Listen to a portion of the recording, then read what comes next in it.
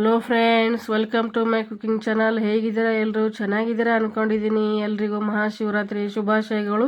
ಸಂಜೆ ಪೂಜೆ ಆದಮೇಲೆ ನಾವು ಉಪವಾಸಕ್ಕೆ ಏನೇನು ಪದಾರ್ಥಗಳು ತೊಗೊಂಡಿದ್ದೀವಿ, ಏನೇನು ಅಡುಗೆ ಮಾಡಿದ್ದೀವಿ ಅಂತ ನಿಮ್ಮ ಕೂಡ ಶೇರ್ ಮಾಡ್ತಾ ಇದ್ದೀನಿ. ನೋಡಿ ಬನ್ನಿ. ನಾನು ಸಾಬುದಾಣಿ ಒಗ್ಗರಣೆ, ಸಾಬುದಾಣಿ ಉಸುಳಿ ಅಂತಾರೆ, ಉಸುಳಿ ನಮ್ಮ ಕಡೆ. ನೋಡಿ ಪಾಯಸ ಮಾಡಿದ್ದೀನಿ, ಸ್ವಲ್ಪ ಹಣ್ಣು ಡ್ರೈ ಫ್ರೂಟ್ಸು.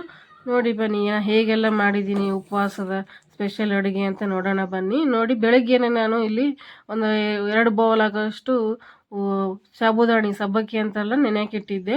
ನೋಡೋದಕ್ಕೆ ಒಂದು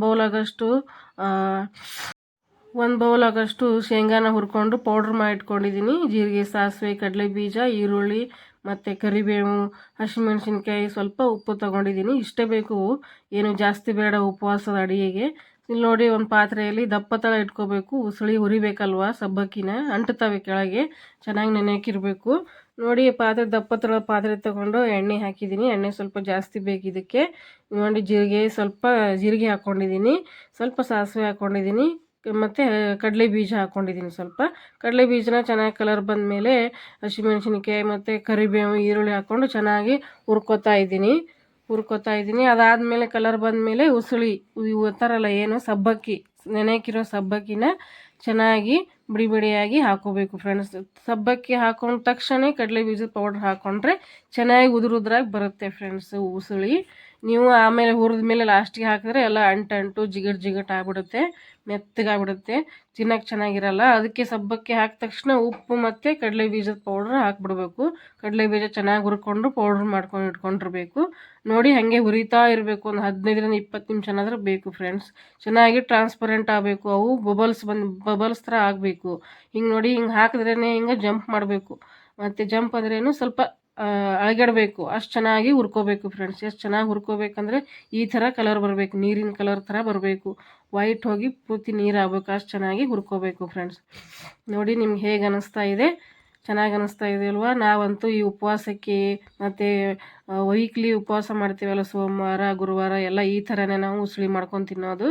ನೋಡಿ ಚೆನ್ನಾಗಿದ್ರೆ ನೀವು ಮಾಡಿ ಫ್ರೆಂಡ್ಸ್. ನೋಡಿ ನೆಕ್ಸ್ಟು ನಾನು ಪಾಯಸ ಮಾಡ್ಕೋತಾ ಇದ್ದೀನಿ, ಸಬ್ಬಕ್ಕಿ ಪಾಯಸ. ಒಂದು ಬೌಲಷ್ಟು ಅದೇ ನಾನು ನೆನೆಕಿದ್ದಲ್ಲ ಸಬ್ಬಕ್ಕಿನ, ಅದರಲ್ಲೇ ಒಂದು ಬೌಲ್ ತೆಗೆದು ಇಟ್ಕೊಂಡಿದ್ದೆ. ಅದು ನೋಡಿ ಸಬ್ಬಕ್ಕಿ, 1 ಕಪ್ಪು ಸಕ್ಕರೆ, ಕಸ್ಟರ್ಡ್ ಪೌಡ್ರ್ ತೊಗೋತಾ ಇದ್ದೀನಿ. ತುಂಬ ರುಚಿ ಬರುತ್ತೆ. ಫ್ರೂಟ್ ಕಸ್ಟರ್ಡ್ ಪೌಡ್ರ್ ಯಾವುದಾದ್ರೂ ತೊಗೋಬೋದು ನೀವು.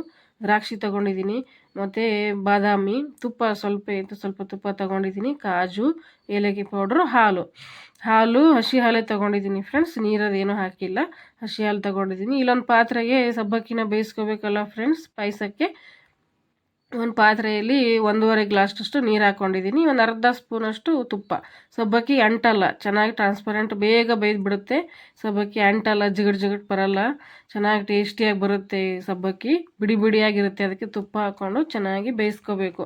ಬೇಗ ಬೆಂದ್ಬಿಡುತ್ತೆ, ನೆನೆಕಿರ್ತೀವಲ್ವ ಬೆಳಿಗ್ಗೆನೆ, ಬೇಗ ಬೆಂದ್ಬಿಡುತ್ತೆ ಫ್ರೆಂಡ್ಸ್. ಇಷ್ಟಾದರೆ ಸಾಕು, ಎತ್ತಿಟ್ಕೋಬೇಕು. ಎತ್ತಿಟ್ಟು ಒಂದು 5 ನಿಮಿಷದಲ್ಲೇ ಅದು ಫುಲ್ ವೈಟ್ ಇರೋದೆಲ್ಲ ನೀರಿನ ಥರ ಆಗ್ಬಿಟ್ಟಿರುತ್ತೆ ಫ್ರೆಂಡ್ಸ್ ಎಲ್ಲನೂ. ಈ ಕಡೆ ನೋಡಿ ಒಂದು ಒಗ್ಗರಣೆಗೆ ತುಪ್ಪ ಹಾಕ್ಕೊಂಡೆ ಪಾಯಸ ಮಾಡೋಕ್ಕೆ, ಮತ್ತು ಡ್ರೈ ಫ್ರೂಟ್ಸ್ ಎಲ್ಲ ಹಾಕೋತಾ ಇದ್ದೀನಿ. ಎಲ್ಲ ಬಾದಾಮು, ಕಾಜು, ದ್ರಾಕ್ಷಿ, ನೀವು ಯಾವ್ದು ಬೇಕಾದ್ರೆ ಹಾಕೋಬೋದು. ನೋಡಿ ಈ ಥರ ಹಾಕ್ಕೊಂಡು ಚೆನ್ನಾಗಿ ಹುರ್ಕೊಂಡಾದ್ಮೇಲೆ ಇವು ದ್ರಾಕ್ಷಿ ಎಲ್ಲ ಟ್ರಾನ್ಸ್ಪರೆಂಟಾಗಿ ದಪ್ಪ ಆಗಬೇಕು, ಅಷ್ಟು ಚೆನ್ನಾಗಿ ತುಪ್ಪದಲ್ಲಿ ಹುರ್ಕೊಳ್ಳಿ. ತುಪ್ಪ ಬೇಕಾದ್ರೆ ನೀವು ಜಾಸ್ತಿ ಹಾಕೋಬೋದು, ನಾವು ಸ್ವಲ್ಪನೇ ಹಾಕ್ಕೊಂಡಿದ್ದೀನಿ, ಅಷ್ಟೇ ಇತ್ತು, ಮನೆ ತುಪ್ಪ ಅಲ್ವಾ, ಖಾಲಿಯಾಗಿತ್ತು, ಸ್ವಲ್ಪನೇ ಇತ್ತು ಹಾಕ್ಕೊಂಡಿದ್ದೀನಿ. ಈಗ ನೋಡಿ ಹಸಿ ಹಾಲು ಹಾಕ್ತಾಯಿದ್ದೀನಿ, ಹಸಿ ಹಾಲೇ ಹಾಕೋಬೇಕು ಫ್ರೆಂಡ್ಸ್, ತುಂಬ ರುಚಿಯಾಗಿ ಬರುತ್ತೆ. ಅದೇ ಪಾತ್ರೆಯಿಂದ 1 ಬೌಲ್ ಆಗೋಷ್ಟು ಮತ್ತೆ ನೀರು ಹಾಕ್ತಿದ್ದೀನಿ. ಹಸಿ ಹಾಲು ಹಾಕೊಂಡ್ಮೇಲೆ ಅದರಲ್ಲೇ ನೀರು ಹಾಕೋತಾ ಇದ್ದೀನಿ. ನೋಡಿ ಅಷ್ಟು ನೀರು ಹಾಕೋಬೇಕು. ನಿಮ್ಗಿನ್ನ ತೆಳಬೇಕಂದ್ರೆ ಹಾಕ್ಕೊಳ್ಳಿ. ನೋಡಿ ಚೆನ್ನಾಗಿ ಹಾಲು ಕುದ್ದ ಮೇಲೆ ಏಲಕ್ಕಿ ಪೌಡರು ಮತ್ತು ಸಕ್ಕರೆ ಹಾಕೋತಾ ಇದ್ದೀನಿ. ಚೆನ್ನಾಗಿ ಹಾಲು ಕುದಿಬೇಕು ಫ್ರೆಂಡ್ಸ್, ಹಸಿ ಹಾಲು ಇತ್ತಲ್ವ, ಎಷ್ಟು ಚೆನ್ನಾಗಿ ಹಾಲು ಕುದಿಯುತ್ತೆ ಅಷ್ಟು ಚೆನ್ನಾಗಿ ಟೇಸ್ಟಿಯಾಗಿ ಬರುತ್ತೆ. ಈಗ ನೋಡಿ ಅದಕ್ಕೆ ಸಕ್ಕರೆ ಹಾಕೋತಾ ಇದ್ದೀನಿ. ನಿಮ್ಗೆ ಎಷ್ಟು ರುಚಿಗೆ ತಕ್ಕಷ್ಟು ಎಷ್ಟು ಬೇಕಷ್ಟು ಸಕ್ಕರೆ ಹಾಕೊಳ್ಳಿ. ಏಲಕ್ಕಿ ಮತ್ತು ಸಕ್ಕರೆ ಹಾಕ್ಕೊಂಡು ಸಕ್ಕರೆ ಎಲ್ಲ ಕರಗಿದ ಮೇಲೆ ಈ ಕಡೆ ಕಸ್ಟರ್ಡ್ ಪೌಡ್ರ್ ತೊಗೊಂಡಿದ್ವಲ್ಲ, ಅದಕ್ಕೆ ಸ್ವಲ್ಪ ಹಾಲು ಹಾಕಿ, ನೀರು ಹಾಕಿ ಕಲಿಸ್ಕೋಬೋದು. ಹಾಲು ಹಾಕಿ ಚೆನ್ನಾಗಿ ಲಮ್ಸ್ ಬರದೇ ಇದ್ದಂಗೆ, ಗಂಟೆಲ್ಲ ಹೋಗುವಂಗೆ ಚೆನ್ನಾಗಿ ಕಲಿಸ್ಕೋಬೇಕು.